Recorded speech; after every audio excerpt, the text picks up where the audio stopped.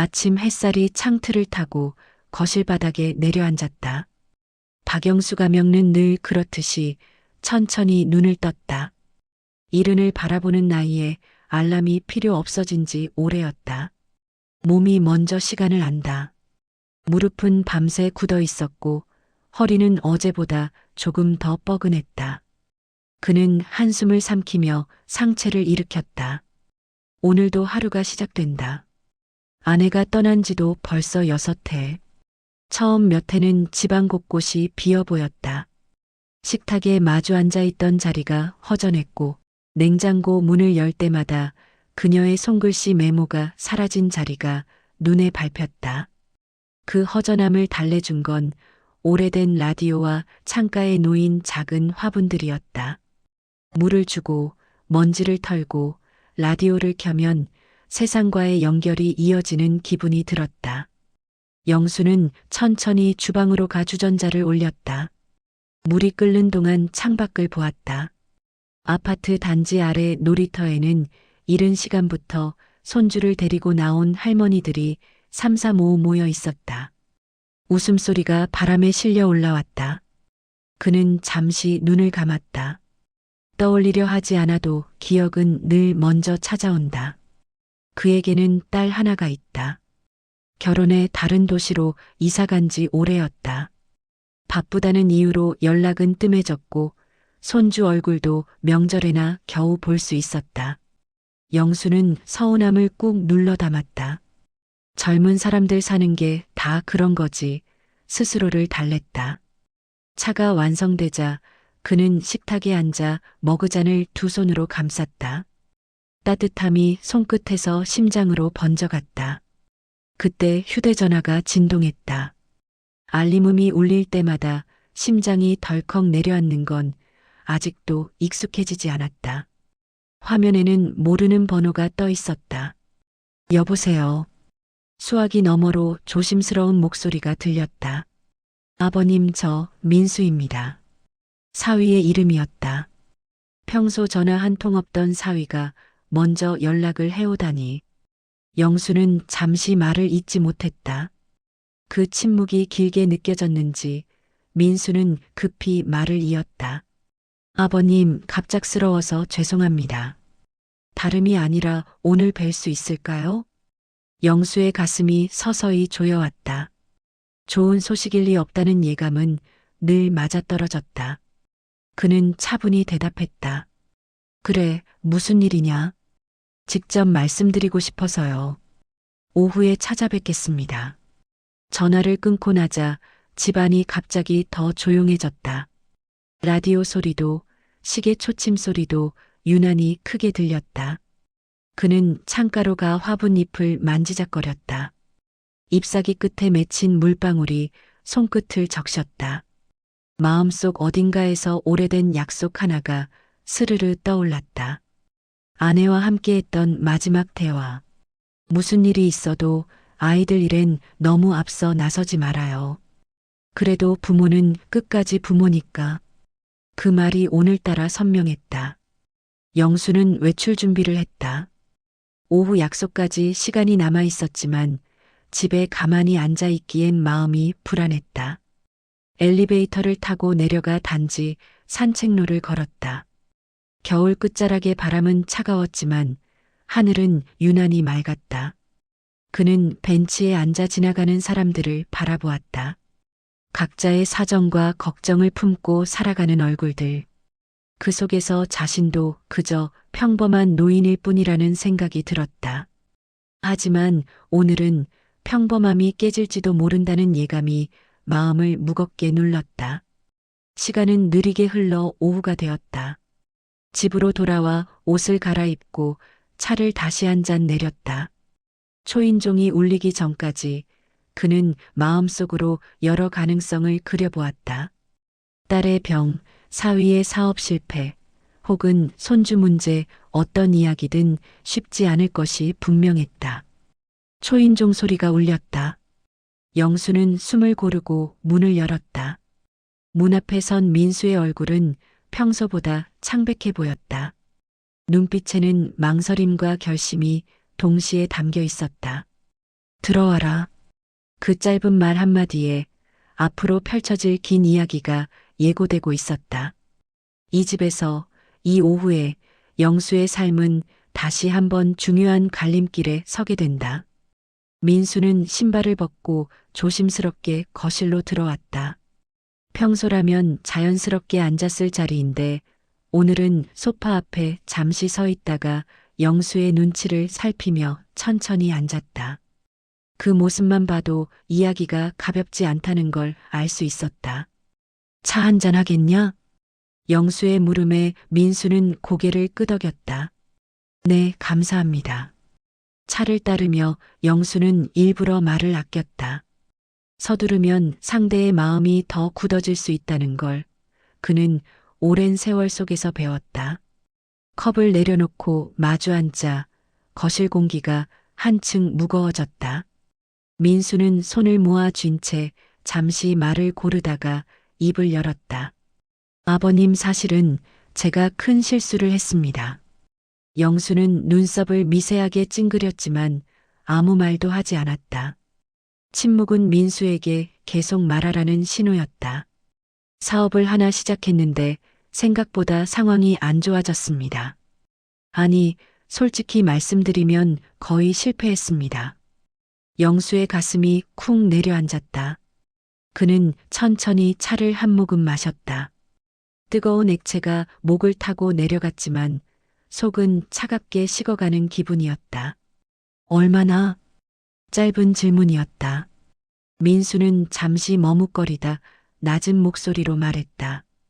대출이 좀 있습니다. 그 한마디에 수많은 장면이 스쳐갔다. 딸의 얼굴, 손주의 웃음, 그리고 자신이 평생 모아온 돈. 영수는 마음속에서 단단히 문을 걸어 잠갔다. 아직 판단할 때가 아니었다. 딸은 알고 있냐? 민수는 고개를 저었다. 아직 말씀 못 드렸습니다. 걱정하실까봐. 영수는 그 말에 쓴웃음을 지었다. 걱정은 숨긴다고 사라지는 게 아니었다. 오히려 더 크게 돌아온다는 걸 그는 이미 여러 번 겪어봤다. 그래서 나한테 온 이유는 뭐냐? 민수는 고개를 숙였다. 한참 후에야 입을 열었다. 아버님께 잠시 도움을 부탁드리고 싶었습니다. 정말 염치 없는 부탁인 거 압니다. 그 순간 거실 시계 초침 소리가 유난히 크게 들렸다. 영수는 시계를 힐끗 보았다. 초침은 한 칸 한 칸 무심하게 앞으로 나아가고 있었다. 인생도 그렇다. 멈추고 싶어도 시간은 기다려주지 않는다. 얼마가 필요하냐? 민수는 놀란 듯 고개를 들었다. 아직 정확히 계산은 하지만 당장 급한 건 5천만 원 정도입니다. 영수의 손이 미세하게 떨렸다. 5천만 원. 그 돈은 그가 노후를 대비해 남겨둔 마지막 안전망과도 같은 금액이었다. 병원비, 혹시 모를 요양비, 그리고 혼자 남은 노인의 불안까지 모두 담긴 돈. 영수는 자리에서 일어나 창가로 갔다. 밖에서는 아이들 웃음소리가 들려왔다. 세상은 아무 일 없다는 듯 평온했다. 하지만 그의 마음속에서는 폭풍이 일고 있었다.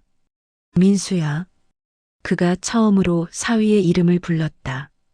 민수는 긴장한 얼굴로 대답했다. 네, 아버님. 나는 내가 미워서 묻는 게 아니다. 다만 이 돈이 정말 마지막이 될 수 있느냐? 민수의 눈이 흔들렸다. 그는 솔직하게 답했다. 확신은 없습니다. 하지만 다시 일어설 기회는 있습니다. 제가 잘못한 거 책임지고 싶습니다. 영수는 한숨을 내쉬었다. 젊은 날의 자신이 떠올랐다. 실패와 좌절, 그리고 누군가의 도움으로 다시 일어섰던 순간들. 그때의 그는 얼마나 간절했을까. 그는 돌아서서 민수를 바라보았다. 오늘은 돌아가라. 나도 생각할 시간이 필요하다. 민수는 고개를 깊이 숙였다. 네, 정말 죄송합니다. 그리고 감사합니다, 아버님. 문이 닫히고 나자 집안은 다시 고요해졌다. 영수는 소파에 앉아 두 손으로 얼굴을 감쌌다. 아내가 있었다면 뭐라고 했을까? 그 질문이 마음을 파고들었다. 잠깐 눈을 붙였다 싶어침 햇살이 커튼 사이로 스며들 때까지 영수는 거의 잠을 이루지 못했다. 으면 아내의 얼굴이 떠올랐고 통장 잔액 숫자가 겹쳐 보였다. 그는 결국 해가 완전히 떠오르기도 전에 일어나 세면대 앞에 섰다. 거울 속의 자신은 하루 사이에 더 늙어 보였다. 그날 오전 예상하지 못한 전화가 걸려왔다. 딸 지연이었다. 아빠, 오늘 시간 괜찮아? 영수의 심장이 순간 멎는 듯했다. 민수가 다녀간 지 하루도 지나지 않았는데 딸이 먼저 연락을 해오다니. 그는 최대한 평온한 목소리로 대답했다. 그래, 무슨 일이냐? 잠깐 얼굴 좀 보려고. 혼자가. 그 말 한마디에 영수는 모든 걸 직감했다. 숨길 수 있는 일은 이미 끝났다는 것을. 점심 무렵 지연이 집에 도착했다. 문을 열자마자 보이는 딸의 얼굴은 평소보다 수척해 보였다. 화장은 옅었고 눈가에는 잠을 제대로 자지 못한 흔적이 남아 있었다. 아빠. 지연은 조용히 인사하며 신발을 벗었다. 그 목소리에는 애써 감춘 떨림이 담겨 있었다. 둘은 식탁에 마주 앉았다. 차를 따르는 손이 서로 어색하게 엇갈렸다. 영수는 먼저 말을 꺼내지 않았다. 오늘은 딸의 이야기를 들어야 할 날이었다. 지연은 한참을 머뭇거리다 입을 열었다. 민수가 아빠한테 다 말씀드렸죠? 영수는 고개를 끄덕였다. 어제 왔다 갔다. 지연의 어깨가 눈에 띄게 처졌다. 그럴 줄 알았어요. 사실 저도 알고 있었어요. 다만 이렇게까지 심각한 줄은 몰랐어요. 영수는 놀란 눈으로 딸을 보았다. 알고 있었다고? 지연은 고개를 끄덕이며 손을 꼭 쥐었다. 처음엔 조금만 도와주면 괜찮아질 줄 알았어요. 저도 적금 깨고 카드 돌려막고 그러다 보니 여기까지 왔어요. 그 말에 영수의 가슴이 먹먹해졌다. 딸이 혼자서 얼마나 버텨왔을지, 그동안 왜 말하지 않았는지가 한꺼번에 이해되었다. 왜 나한테 말 안 했냐? 지연의 눈에 눈물이 맺혔다. 아빠 인생까지 망치고 싶지 않았어요. 엄마 돌아가시고 나서 아빠가 얼마나 힘들어했는지 알잖아요. 영수는 아무 말도 할 수 없었다. 부모라는 존재는 자식 앞에서 늘 미안해진다. 지켜주지 못한 시간들, 함께하지 못한 순간들이 뒤늦게 밀려온다. 근데 지연이 숨을 고르며 말을 이었다. 민수가 아빠한테 돈 얘기 꺼냈다는 말 듣고 밤새 잠을 못 잤어요. 혹시라도 아빠가 혼자서 결정하실까봐. 영수는 딸의 손 위에 조심스럽게 자신의 손을 올렸다. 그래서 직접 온 거냐? 지연은 고개를 끄덕였다. 네. 오늘은 솔직하게 말씀드리려고요. 잠시 침묵이 흘렀다. 창밖에서는 택배 차량 소리가 들렸고 멀리서 아이들 웃음소리가 이어졌다. 세상은 여전히 분주했다. 아빠. 지연이 단호한 목소리로 말했다. 돈 받지 않겠습니다. 영수는 놀라 눈을 크게 떴다. 뭐라고? 아빠 돈은 안 받아요. 그건 제 마지막 선이에요. 지연의 눈빛은 흔들리지 않았다.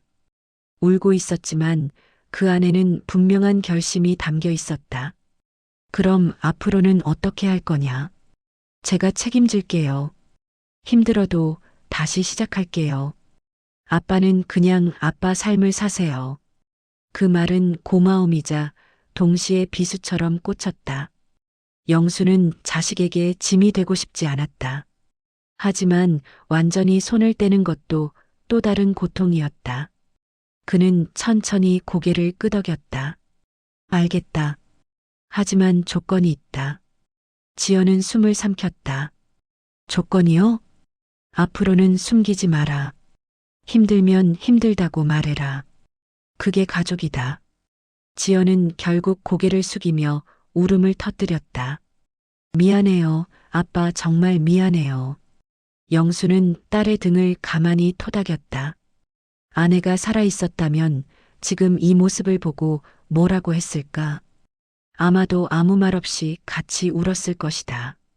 하지만 영수는 아직 알지 못했다. 이 대화가 끝이 아니라는 것을. 진짜 선택은 아직 남아 있었다. 그날 밤 영수는 쉽게 잠들지 못했다. 천장을 바라보며 수십 번 같은 생각을 반복했다. 돕는 것이 사랑일까? 아니면 더 큰 짐을 지우는 일일까? 새벽녘 그는 결국 자리에서 일어났다. 서랍 깊숙이 넣어두었던 통장을 꺼냈다. 오래된 통장 표지에는 세월의 흔적이 고스란히 남아 있었다. 이 선택이 옳을까? 영수의 혼잣말은 어둠 속으로 흩어졌다. 그리고 그는 아직 알지 못했다. 이 선택이 앞으로 그의 인생을 얼마나 크게 바꿔놓을지. 잠깐 눈을 붙였다 싶어침 햇살이 커튼 사이로 스며들 때까지 영수는 거의 잠을 이루지 못했다. 음연 아내의 얼굴이 떠올랐고 통장 잔액 숫자가 겹쳐 보였다. 그는 결국 해가 완전히 떠오르기도 전에 일어나 세면대 앞에 섰다. 거울 속의 자신은 하루 사이에 더 늙어 보였다. 그날 오전 예상하지 못한 전화가 걸려왔다. 딸 지연이었다. 아빠, 오늘 시간 괜찮아? 영수의 심장이 순간 멎는 듯했다. 민수가 다녀간 지 하루도 지나지 않았는데 딸이 먼저 연락을 해오다니. 그는 최대한 평온한 목소리로 대답했다. 그래, 무슨 일이냐? 잠깐 얼굴 좀 보려고. 혼자 가. 그 말 한마디에 영수는 모든 걸 직감했다. 숨길 수 있는 일은 이미 끝났다는 것을. 점심 무렵 지연이 집에 도착했다. 문을 열자마자 보이는 딸의 얼굴은 평소보다 수척해 보였다. 화장은 옅었고 눈가에는 잠을 제대로 자지 못한 흔적이 남아 있었다. 아빠. 지연은 조용히 인사하며 신발을 벗었다.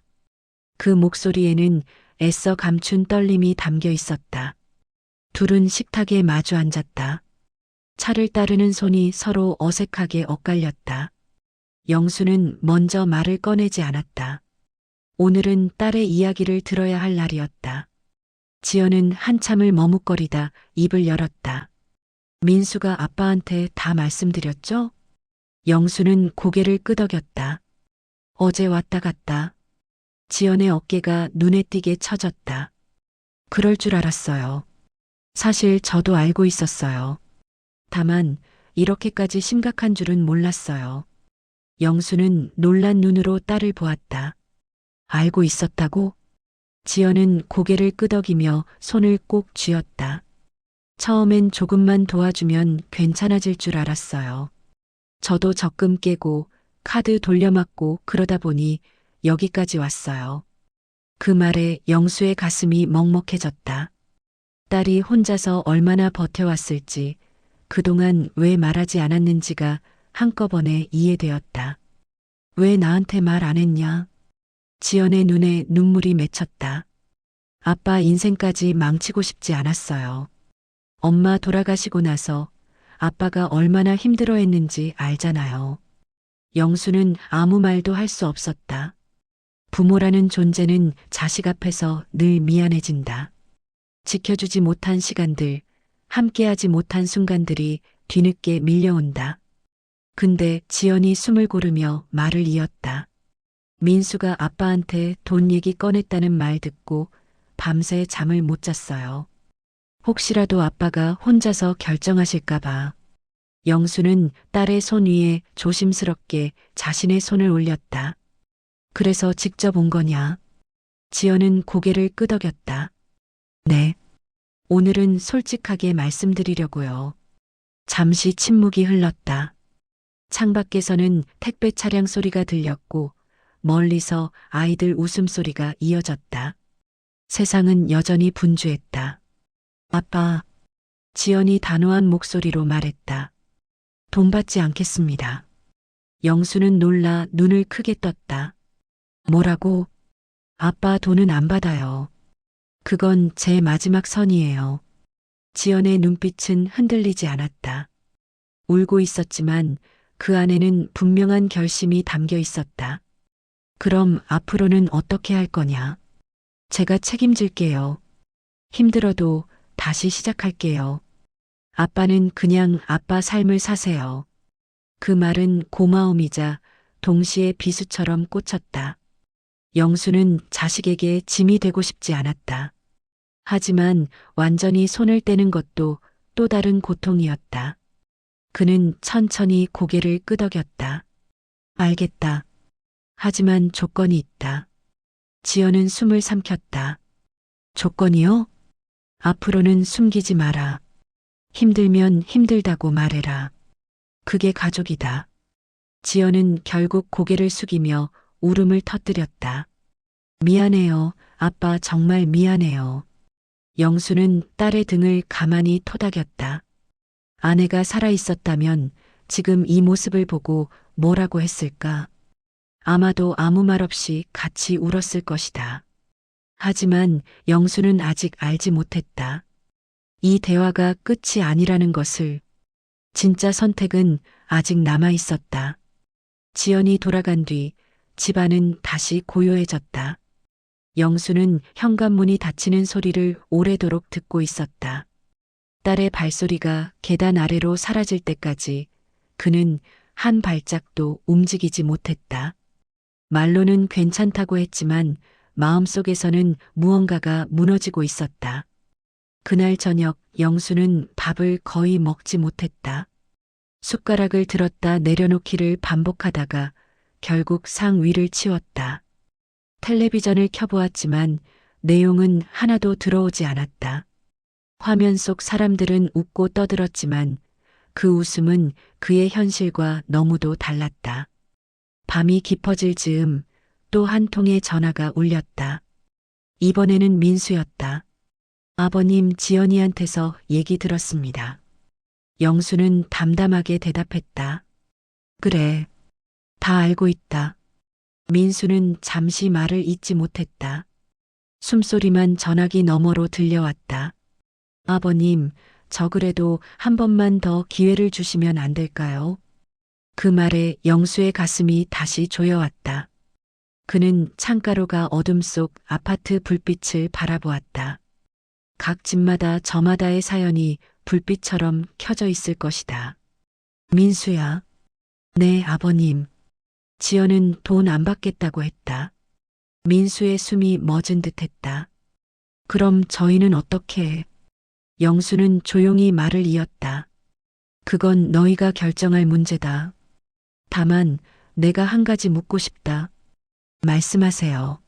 내가 정말로 가족을 지킬 생각이 있느냐? 민수는 떨리는 목소리로 답했다. 있습니다. 정말 있습니다. 제가 잘못한 거 압니다. 도망치고 싶었던 적도 있었고요. 하지만 지금은 아닙니다. 그 고백은 예상보다 솔직했다. 영수는 한동안 말을 잇지 않았다. 거짓말인지 진심인지 판단하기에는 아직 이르다. 좋다. 영수가 입을 열었다. 그럼 너도 하나 약속해라.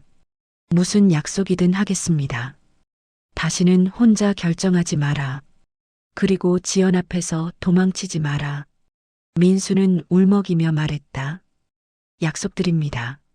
전화를 끊고 난 뒤 영수는 소파에 앉아 깊은 숨을 내쉬었다. 오늘 하루 동안 가족이라는 단어를 몇 번이나 곱씹었는지 모른다. 가족은 서로를 지켜주는 이름이지만 때로는 가장 아픈 상처가 되기도 한다. 며칠 뒤 영수는 지연에게서 문자를 받았다. 아빠, 우리 조금 떨어져서 생각해 보려 해요. 민수랑 얘기 많이 하고 있어요. 걱정하지 마세요. 그 문자를 읽는 동안 영수의 눈가가 붉어졌다. 떨어져 생각한다는 말이 어쩌면 가장 힘든 선택이라는 걸 그는 알고 있었다. 그날 밤 영수는 아내의 사진 앞에 섰다. 오래된 액자 속 아내는 여전히 환하게 웃고 있었다. 여보, 나 잘하고 있는 거지? 대답은 없었지만 사진 속 미소가 조금은 위로가 되는 듯 했다. 며칠 후 뜻밖의 소식이 들려왔다. 민수가 다니던 회사에서 구조조정이 시작되었다는 이야기였다. 이미 빚으로 흔들리던 삶에 또 다른 파도가 밀려온 것이다. 지연의 전화는 그날 밤 늦게 걸려왔다. 목소리는 많이 지쳐 있었다. 아빠, 민수가 회사를 그만두게 될 것 같아. 영수는 한동안 말이 나오지 않았다. 위기는 끝나지 않았다. 오히려 이제부터가 시작일지도 모른다는 생각이 들었다. 지연아. 응, 아빠. 어떤 선택을 하든 너 혼자가 아니라는 건 잊지 마라. 전화 너머에서 지연은 조용히 울었다. 그 울음은 딸이 아닌 한 사람의 인생이 흘리는 울음 같았다. 영수는 통화를 끝내고 창밖을 바라보았다. 어둠 속에서도 새벽은 반드시 온다. 다만 그 새벽이 얼마나 멀리 있는지는 아무도 알 수 없다. 그리고 그는 느꼈다. 자신이 조만간 다시 한번 중요한 결정을 내려야 할 순간이 오고 있음을. 파트 4 끝. 파트 516. 민수가 회사를 그만두게 될지도 모른다는 소식 이후 영수의 하루는 더욱 무거워졌다.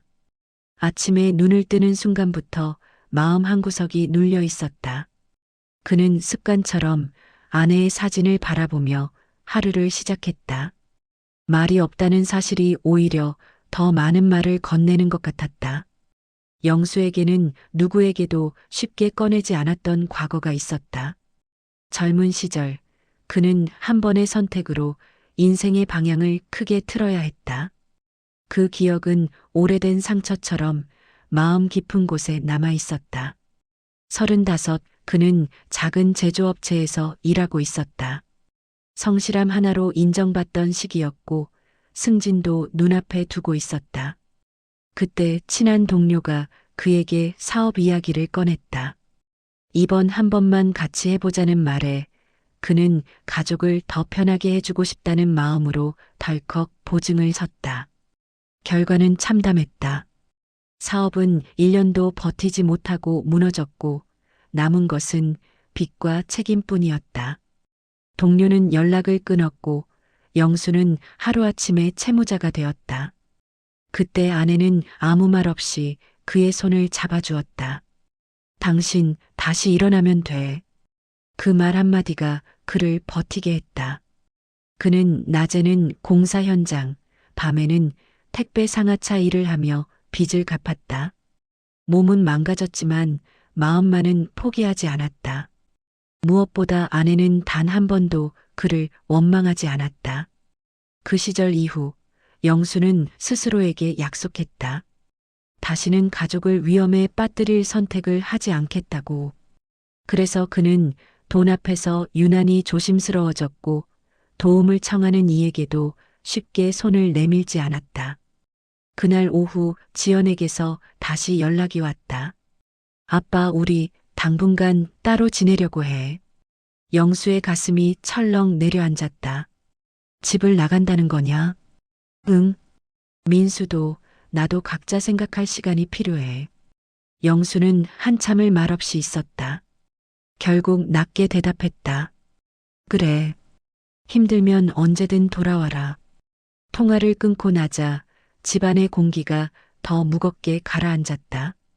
그는 식탁에 앉아 오래된 서류 봉투 하나를 꺼냈다. 아내가 생전에 정리해 두었던 메모와 통장 사본들이 들어 있었다. 그 안에는 작은 쪽지 한 장이 있었다. 영수 씨, 혹시라도 아이들이 힘들어지면 그땐 혼자 결정하지 말고 마음부터 안아주세요. 돈은 그 다음이에요. 영수의 눈에서 눈물이 흘렀다. 그는 이제야 아내의 말을 온전히 이해하는 것 같았다. 자신이 지키려 했던 것은 돈이 아니라 두려움이었음을. 그날 밤 그는 결심했다. 이번만큼은 도망치지 않겠다고. 하지만 과거의 실수를 반복하지 않기 위해 다른 방법을 찾기로. 며칠 뒤 영수는 민수를 다시 불렀다. 이번에는 돈 이야기가 아니라 삶에 대한 이야기를 하기 위해서였다. 문을 열고 들어온 민수의 얼굴은 이전보다 훨씬 초췌했다. 그러나 눈빛만큼은 도망치지 않고 영수를 마주하고 있었다. 앉아라. 영수가 말했다. 오늘은 조건부터 말하겠다. 민수는 고개를 깊이 숙였다. 말씀하십시오, 아버님. 영수는 천천히 입을 열었다. 돈을 빌려주지는 않는다. 대신 같이 책임지는 방법을 찾자. 그 말에 민수의 눈이 크게 흔들렸다. 이 선택이 어떤 결과를 가져올지 아직 누구도 알 수 없었다. 다만 한 가지는 분명했다. 영수는 더 이상 혼자가 아니었다. 민수는 영수 앞에 앉아 두 손을 무릎 위에 가지런히 올려두었다. 예전처럼 변명부터 늘어놓지 않았다. 그 침묵이 오히려 그의 각오를 보여주는 듯했다. 아버님, 민수가 먼저 입을 열었다. 돈을 빌려달라고 다시 말씀드리진 않겠습니다. 다만 제가 뭘 해야 하는지 알려주십시오. 영수는 민수의 눈을 똑바로 바라보았다. 도망치지 않는 시선이었다. 그는 천천히 고개를 끄덕였다. 첫째, 영수가 말했다. 내가 가진 빚을 전부 적어와라. 숨김없이. 민수는 놀란 듯했지만 곧 대답했다. 알겠습니다. 둘째, 당장 체면 버리고 할 수 있는 일부터 해라. 일이 작다고 부끄러워하지 말고. 민수의 얼굴에 잠깐 흔들림이 지나갔다. 그러나 그는 고개를 숙였다. 네. 셋째, 영수는 잠시 말을 멈췄다. 지연이한테 모든 걸 말해라. 좋은 소식이든 나쁜 소식이든. 민수는 깊게 숨을 들이마셨다. 그게 제일 어렵습니다. 그래서 제일 중요하다. 그날 이후 민수의 하루는 완전히 달라졌다. 그는 새벽에 일어나 일용직 현장으로 나갔다. 이전 같으면 쳐다보지도 않았을 일이었다. 안전모를 쓰고 땀을 흘리며 벽돌을 나르면서 그는 처음으로 자신의 바닥을 보았다. 저녁이면 빈 목록을 정리해 영수에게 가져왔다. 카드, 대출, 보증종이 위에 적힌 숫자들은 차갑고 무자비했다. 영수는 하나하나 읽으며 묻고 또 물었다. 이건 왜 생긴 거냐? 그때는 될 줄 알았습니다. 다시는 그 말 쓰지 마라. 그 말은 꾸중이 아니라 경고였다. 며칠 뒤 지연은 민수에게서 긴 메시지를 받았다. 숨기지 않고 미화하지도 않은 고백이었다. 메시지를 읽던 지연의 손이 떨렸다. 분노, 실망, 그리고 아직 남아있는 애정이 한꺼번에 밀려왔다. 그날 밤 지연은 혼자 울었다. 하지만 예전과 달랐다. 이번에는 도망치지 않겠다고 스스로에게 다짐했다. 한편 영수는 조용히 움직이고 있었다. 그는 동사무소를 찾아가 상담을 받고 노인 일자리와 복지 제도를 하나씩 알아보았다. 자신의 노후만을 위한 것이 아니었다. 가족 전체를 무너뜨리지 않기 위한 최소한의 안전장치였다. 어느 날 저녁 영수는 민수에게 말했다. 사람은 넘어질 수 있다. 문제는 넘어진 뒤다. 민수는 땀에 젖은 얼굴로 고개를 끄덕였다. 다시는 도망치지 않겠습니다. 그 말이 진심인지 시험할 날은 곧 찾아왔다. 며칠 뒤 민수에게 전화가 왔다. 예전에 함께 일하던 사람이었다. 이번에 한 번만 같이 하면 다 해결될 거야. 민수는 전화기를 쥔 채 한참을 서 있었다. 쉽게 돈을 벌 수 있는 길, 그리고 다시 나락으로 떨어질 수 있는 길이 동시에 눈앞에 펼쳐졌다. 그날 밤 그는 영수의 집 앞에 섰다. 문을 두드리는 손이 떨렸다. 아버님, 문이 열렸다. 민수는 고개를 숙인 채 말했다. 저 유혹이 왔습니다. 영수는 아무 말 없이 그를 집 안으로 들였다. 그리고 조용히 말했다. 잘 왔다. 이 선택이 민수의 인생을 바꿀지 아니면 또 다른 시험이 될지 아직은 아무도 알 수 없었다. 파트 6 끝. 파트 716. 민수는 거실 한가운데 서서 한참 동안 말을 잇지 못했다. 유혹이 왔다는 고백 뒤에 이어질 말이 얼마나 무거운지 그는 스스로도 잘 알고 있었다. 어떤 유혹이냐? 영수가 먼저 물었다. 민수는 고개를 숙인 채 대답했다. 전에 같이 일하던 사람이었습니다. 단기간에 돈을 벌 수 있다고 예전 방식 그대로였습니다. 영수는 고개를 끄덕였다. 놀라지도 화를 내지도 않았다. 오히려 그 평온함이 민수를 더 떨게 했다. 그래서 거절했습니다. 짧은 대답이었다. 하지만 그 안에는 많은 밤과 후회가 담겨 있었다. 민수는 숨을 고르며 말을 이었다. 전화 끊고 나서 손이 떨렸습니다. 솔직히 말하면 아직도 무섭습니다. 영수는 소파에 앉아 민수를 마주 보았다. 무섭지 않은 선택은 없다. 다만 틀린 선택은 항상 달콤하지. 그날 밤 민수는 영수의 집에서 처음으로 잠을 잤다. 소파에서 뒤척이며 그는 오랜만에 깊은 잠에 빠졌다. 도망치지 않아도 된다는 안도감 때문이었다. 다음 날 아침 지연에게서 연락이 왔다. 민수가 먼저 전화를 걸었다는 이야기였다. 지연의 목소리는 여전히 조심스러웠지만 예전처럼 날카롭지는 않았다. 아빠, 민수가 다 말했어. 그래. 아직 믿긴 어렵지만 적어도 숨기진 않더라. 영수는 창밖을 바라보며 대답했다. 그게 시작이다. 며칠 후 민수는 본격적으로 일을 늘렸다. 낮에는 공사 현장, 밤에는 대리운전. 몸은 버거웠지만 하루가 끝날 때마다 통장에 찍히는 작은 숫자가 그를 다시 일으켜 세웠다. 영수는 그런 민수를 지켜보며 오래전 자신의 모습을 보았다. 그때와 다른 점이 있다면 이번에는 혼자가 아니라는 것이었다. 그러던 어느 날 영수는 지연을 집으로 불렀다. 민수는 일부러 자리를 비웠다. 아빠, 무슨 일이야? 영수는 식탁 위에 서류 몇 장을 올려놓았다. 이건 내 노후 계획이다. 지연은 놀란 얼굴로 서류를 보았다. 요양보험, 연금 내역, 생활비 계획까지 꼼꼼히 정리되어 있었다. 아빠, 걱정하지 말라는 뜻이다. 내가 가진 걸 다 쏟아붓겠다는 말이 아니다. 다만 내가 무너지지 않을 선은 분명히 해두겠다는 거다. 지연의 눈에 눈물이 고였다. 아빠는 왜 항상 혼자서만? 혼자가 아니다. 영수가 말을 끊었다. 이제는 같이 생각하자. 그 말은 지연의 마음에 오래 남았다. 그날 밤 지연은 집으로 돌아가 민수를 만났다.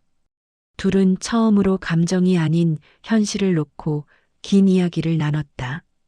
울음도 고함도 있었지만 끝에는 침묵 속에 합의가 남았다. 며칠 뒤 뜻밖의 연락이 왔다. 민수에게 이전 빚과 관련된 소송 통지서가 도착한 것이다.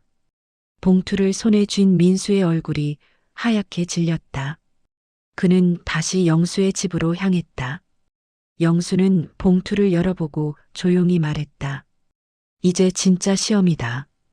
이 시험을 어떻게 넘기느냐에 따라 이 가족의 미래는 완전히 달라질 것이었다. 소송 통지서에는 차가운 글자들이 정렬되어 있었다. 기한, 금액, 책임. 단어 하나하나가 민수의 숨을 죄었다. 그는 종이를 접었다 펼쳤다를 반복하다가 결국 테이블 위에 내려놓았다. 이건 예전에 보증 섰던 건입니다. 민수가 힘겹게 말했다. 이미 끝난 줄 알았습니다. 영수는 통지서를 다시 읽었다. 눈은 노안으로 쉽게 피로해졌지만 문장 하나도 놓치지 않았다. 끝난 줄 알았다는 말은 확인하지 않았다는 뜻이기도 하다. 민수는 고개를 숙였다. 반박할 말이 없었다. 그날 밤 민수는 다시 잠을 이루지 못했다. 대리운전을 마치고 돌아와도 머릿속은 숫자와 문장으로 가득했다. 패소시 전액 변제라는 문구가 계속 맴돌았다. 지연은 민수의 얼굴을 보자마자 알아차렸다. 또 무슨 일이야? 민수는 망설이다가 봉투를 내밀었다. 지연은 한 장 한 장 읽다가 손을 멈췄다. 눈빛이 흔들렸다. 이걸 지금 말하는 거야? 숨기지 않겠다고 약속했잖아. 민수의 목소리는 낮았지만 단단했다. 지연은 한동안 말이 없었다. 화를 낼 수도 있었고 등을 돌릴 수도 있었다. 하지만 그는 깊게 숨을 들이마셨다. 그래. 그럼 이제부터 같이 보자. 그 말 한마디에 민수의 어깨가 조금 내려앉았다. 다음 날 영수는 법률구조공단을 찾았다. 무료 상담을 받기 위해 번호표를 뽑고 기다리는 동안 그는 주변의 얼굴들을 바라보았다. 저마다 사연이 적힌 얼굴들. 그는 그 속에서 오래전 자신의 모습을 발견했다. 상담실에서 젊은 상담사는 차분히 설명했다. 패소 가능성도 있지만 다툴 여지는 있습니다. 특히 당시 계약 과정에 문제가 있었다면요. 영수는 메모를 하며 고개를 끄덕였다. 희망은 아주 작게, 그러나 분명히 있었다. 집으로 돌아와 그는 민수와 지연을 불렀다. 법으로 할 수 있는 건 다 해보자. 대신 조건은 변함없다. 숨기지 말고 도망치지 말 것. 두 사람은 동시에 고개를 끄덕였다. 하지만 그날 밤 영수는 혼자 앉아 오래 고민했다. 법으로 해결되지 않을 경우를 대비해 그는 또 다른 선택지를 떠올리고 있었다. 그것은 아내와의 약속을 어길지도 모르는 선택이었다. 서랍 깊숙이 넣어두었던 문서를 꺼냈다. 오래전 가입해둔 보험 해약 서류였다. 해약하면 당장 큰 돈이 손에 들어온다. 대신 노후의 안전망은 사라진다. 영수는 펜을 들었다가 내려놓았다. 아직은 아니다. 며칠 후 소송 상대 측에서 연락이 왔다. 합의를 제안하며 기한을 제시했다. 그 소식에 민수는 다시 흔들렸다. 합의금은 지금 그들이 감당하기엔 너무 컸다. 지연은 눈물을 참으며 말했다. 이러다 진짜 끝나는 거 아니야? 영수는 조용히 말했다. 끝이라는 말은 우리가 포기할 때 쓰는 거다. 그는 결심의 기로에 서 있었다. 지금 손을 내밀면 모두가 숨을 돌릴 수 있다. 하지만 그 손이 언젠가 자신을 무너뜨릴지도 모른다.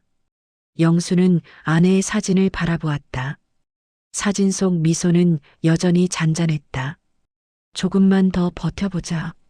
그의 선택이 옳았는지는 아직 아무도 알 수 없었다. 합의 기한은 일주일 앞으로 다가와 있었다. 달력에 적힌 빨간 동그라미가 영수의 눈에 계속 밟혔다. 그는 그 날짜를 지우지도 더 굵게 표시하지도 않았다. 다만 매일 아침 그 앞에 서서 잠시 숨을 고를 뿐이었다. 민수는 점점 말수가 줄어들었다. 일을 마치고 돌아와도 밥을 제대로 먹지 못했고 휴대전화만 바라보며 한숨을 쉬었다. 지연은 그런 민수를 보며 애써 표정을 감췄지만 밤마다 베개가 젖어갔다.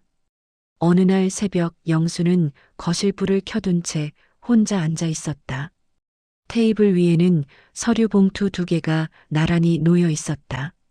하나는 합의서 초안, 다른 하나는 보험해약 신청서였다. 그는 천천히 합의서부터 읽었다. 문장마다 최종, 완전, 책임 없음 같은 단어가 반복됐다. 모두에게 평온을 주는 말처럼 보였지만 그 평온의 대가는 너무 컸다. 다음으로 보험 서류를 집어들었다. 해약 환급금 액수는 충분했다.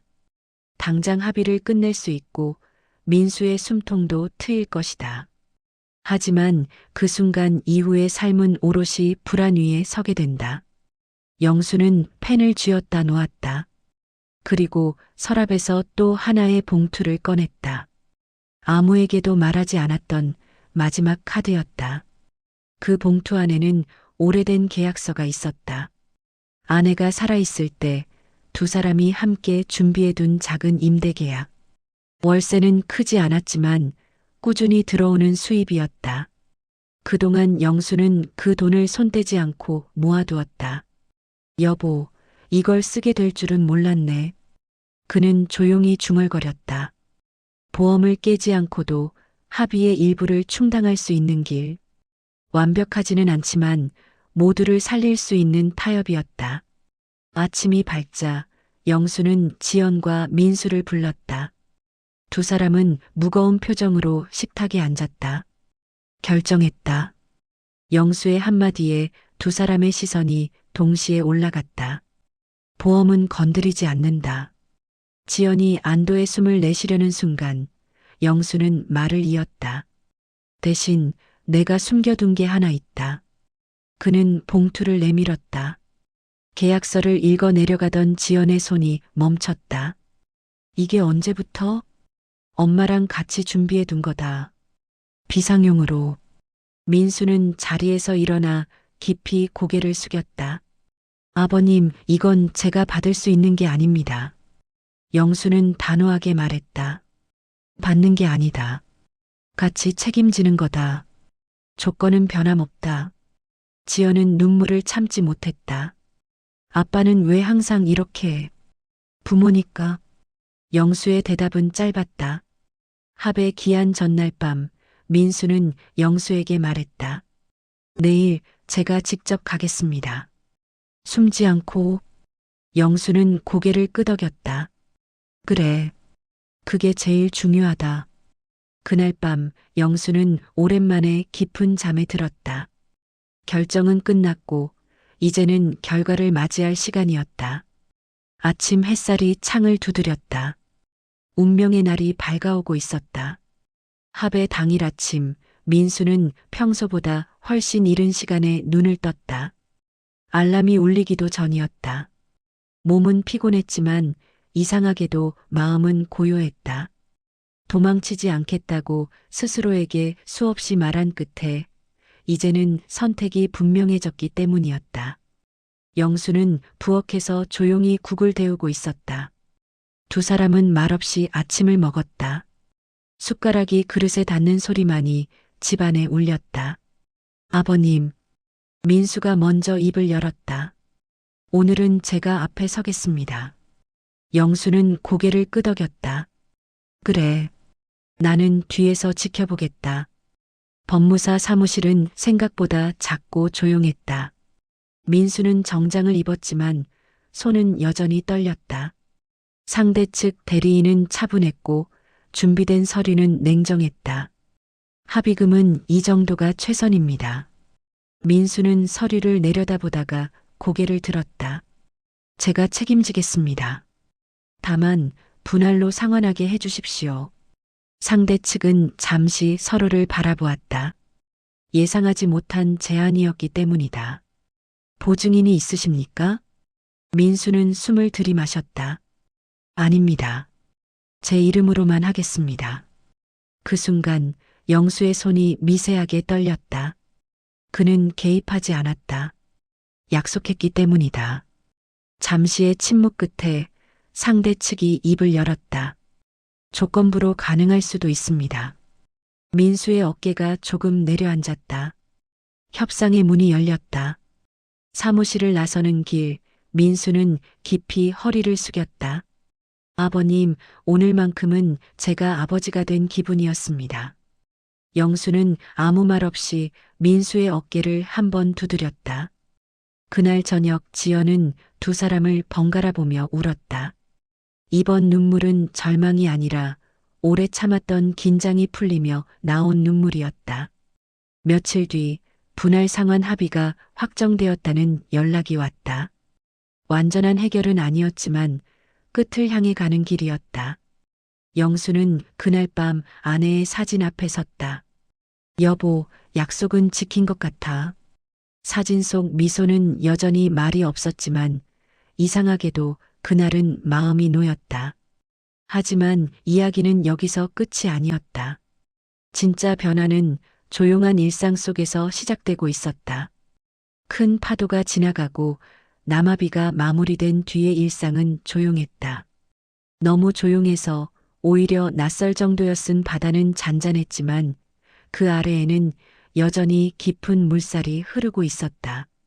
민수는 분할 상환 일정에 맞춰 하루하루를 쪼개 쓰듯 살았다. 새벽 일용직을 마치고 돌아와 잠깐 눈을 붙인 뒤 낮에는 배달 일을 했다. 밤에는 대리운전 호출을 기다리며 차 안에서 서류를 정리했다.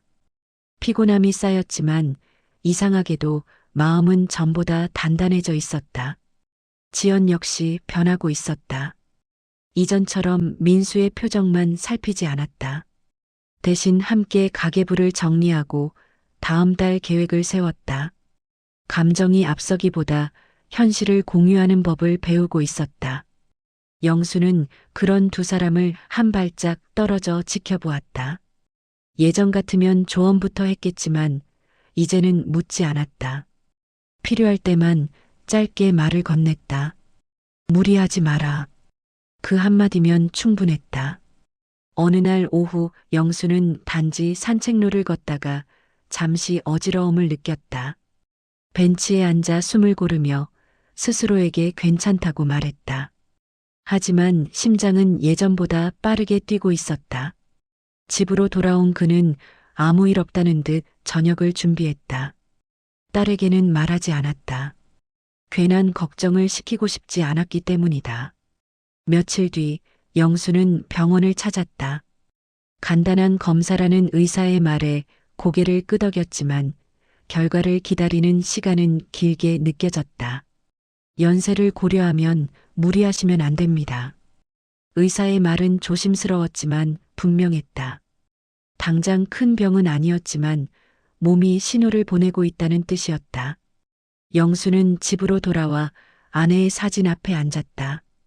여보, 나도 이제 좀 쉬어야 할까? 그 질문에는 두려움보다 체념이 섞여 있었다. 그날 밤 민수가 늦게 돌아왔다. 영수는 잠든 척했지만 민수는 불 켜진 거실을 보고 알아차렸다. 아버님, 아직 안 주무셨죠? 영수는 잠시 망설이다가 대답했다. 그래. 민수는 조심스럽게 말했다. 오늘 병원 다녀오셨다는 얘기 지연한테서 들었습니다. 영수의 눈이 잠시 흔들렸다. 별일 아니다. 별일 아닌 일은 숨기지 말라고 하셨잖아요. 그 말에 영수는 말문이 막혔다. 자신이 했던 말을 이제는 되돌려받는 순간이었다. 괜찮다. 영수가 말했다. 아직은. 민수는 고개를 끄덕였다. 하지만 그날 이후 그는 영수의 걸음걸이를 유심히 살피기 시작했다. 조용한 변화는 그렇게 시작되고 있었다. 영수는 며칠 동안 말이 적어졌다. 몸이 보내는 신호를 애써 무시했지만 계단을 오를 때 숨이 가빠졌고 밤이면 가슴이 답답해졌다. 그는 스스로에게 아직 괜찮다고 되뇌었지만 마음 한켠에서는 시간이 달라졌음을 알고 있었다. 어느 날 저녁 영수는 지연과 민수를 불렀다. 식탁 위에는 간단한 반찬 몇 가지와 따뜻한 국이 놓여 있었다. 평소와 다를 바 없는 풍경이었지만 그의 표정은 조금 달라 보였다. 오늘은 부탁이 있다. 그 한마디에 지연의 손이 멈췄다. 민수는 고개를 들었다. 영수가 부탁이라는 말을 하는 건 처음이었다. 앞으로 병원 갈 때 같이 가주면 좋겠다. 지연의 눈이 커졌다. 아빠, 혼자서도 잘 다니셨잖아. 영수는 고개를 저었다. 이제는 같이 가는 게 좋겠다. 그 말은 약함의 고백이었다. 지연은 아무 말 없이 자리에서 일어나 영수의 손을 잡았다. 당연하지. 그날 이후 병원 가는 날이면 지연이 옆자리에 앉았고 민수는 차량 운전을 맡았다. 역할은 자연스럽게 바뀌었다. 누군가를 돌보는 사람이던 영수가 이제는 돌봄을 받는 쪽에 가까워지고 있었다. 진료실에서 의사는 생활 습관을 다시 강조했다. 무리하지 마세요. 규칙적으로 쉬셔야 합니다. 영수는 고개를 끄덕였다. 이번에는 흘려듣지 않았다. 집으로 돌아오는 길, 차 안은 조용했다. 그러다 영수가 말했다. 나 때문에 너희 계획이 틀어질까봐 걱정이다. 지연은 곧바로 대답했다. 아빠, 우리 계획에 아빠가 빠진 적은 한 번도 없어. 그 말에 영수의 눈가가 젖었다. 며칠 뒤 민수는 일 하나를 줄였다. 수입은 줄었지만 저녁 시간을 집에서 보냈다. 영수는 그 변화를 눈치챘다. 괜찮겠냐? 괜찮습니다. 지금은 이게 맞는 것 같습니다.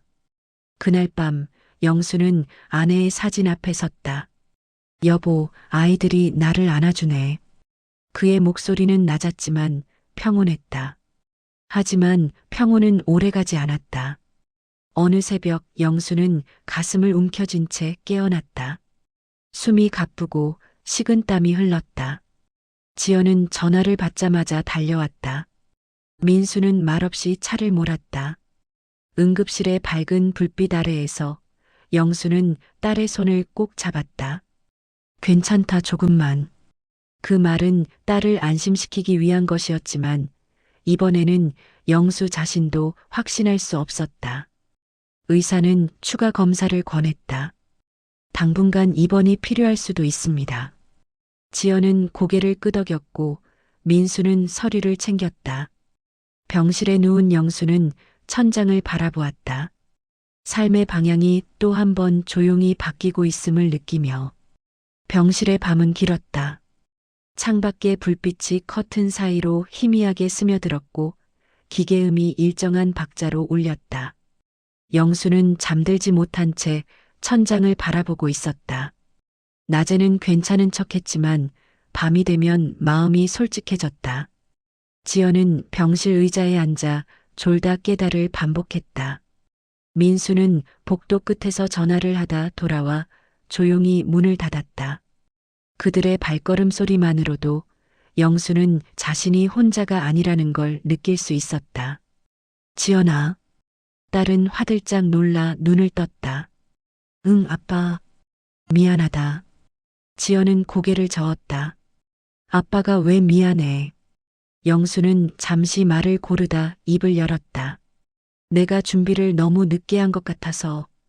지연의 눈빛이 흔들렸다. 준비라는 말이 무엇을 의미하는지 그녀는 본능적으로 알아차렸다. 그날 새벽 영수는 민수도 불렀다. 세 사람은 병실 안에서 마주 앉았다. 창밖으로 새벽빛이 조금씩 번지고 있었다. 혹시라도 말이다. 영수가 낮은 목소리로 말했다. 내가 갑자기 자리를 비우게 되면. 지연이 말을 끊었다. 아빠, 그런 말 하지 마. 영수는 고개를 저었다. 끝까지 들어라. 이건 부탁이다. 그는 베개 옆에서 작은 서류 봉투를 꺼냈다. 안에는 정리된 메모와 계좌 정보, 그리고 짧은 편지가 들어 있었다. 이건 마지막 대비다. 겁주려는 게 아니라 남기는 사람을 덜 힘들게 하려는 거다. 지연의 손이 떨렸다. 민수는 고개를 숙인 채 말을 잇지 못했다. 영수는 편지를 천천히 읽어내려갔다. 지연아, 내가 잘 살면 그걸로 충분하다. 민수에게도 말해라. 빚보다 중요한 건 도망치지 않는 태도라고. 편지를 덮으며 영수는 숨을 고르았다. 나는 너희가 괜찮을 거라는 걸 이제야 믿는다. 지연은 결국 울음을 터뜨렸다. 아빠는 항상 혼자 다 하려고만 해. 영수는 미소를 지었다. 이제는 아니다. 이제는 맡길 수 있다. 그날 아침 의사는 검사 결과를 설명했다. 당장 위험한 상황은 넘겼지만 앞으로의 관리가 중요하다는 말이었다. 지연은 안도의 숨을 내쉬었고 민수는 두 손을 모았다. 영수는 창밖을 바라보며 생각했다. 아직 할 말이 남아 있었다. 하지만 그 말은 조금 더 나중에 해도 괜찮을 것 같았다. 퇴원은 조용하게 이루어졌다. 꽃다발도 요란한 인사도 없었다. 영수는 병원 문을 나서며 한 번 숨을 깊게 들이마셨다. 바깥 공기는 차가웠지만 살아있다는 감각은 분명했다. 집으로 돌아온 첫날 밤, 영수는 잠을 설쳤다. 병실의 기계음이 사라진 자리에 집의 정막이 들어찼다. 새벽녘 그는 거실에 앉아 오래전부터 미뤄두었던 상자를 꺼냈다. 상자 안에는 아내의 물건들이 있었다. 스카프, 손글씨 메모, 오래된 사진들. 영수는 하나하나 꺼내다 멈춰섰다. 사진 속 아내는 웃고 있었고 그 웃음은 늘 그를 앞으로 밀어주었다. 그때 초인종이 울렸다. 지연과 민수였다. 말없이 들어온 두 사람은 거실 바닥에 상자를 함께 펼쳤다. 셋은 사진을 보며 웃기도 울기도 했다. 아빠, 지연이 말했다. 엄마가 남긴 말 나한테도 있어. 지연은 휴대전화 메모를 보여주었다. 거기에는 아내의 짧은 글이 적혀 있었다. 영수가 힘들어하면 아이들이 먼저 안아주길. 부모는 늘 강한 척하지만 사실은 제일 약하니까. 영수의 눈가가 젖었다. 그는 고개를 끄덕였다. 그래 맞다. 며칠 뒤 영수는 천천히 일상을 회복했다. 약을 챙겨 먹고 산책을 하고 시간을 아껴 썼다. 무엇보다 혼자서 모든 걸 하려 하지 않았다. 그러던 어느 날 민수가 조심스럽게 말을 꺼냈다. 아버님, 저 의사 생각하고 있습니다. 지연의 얼굴이 굳었다. 무슨 말이야?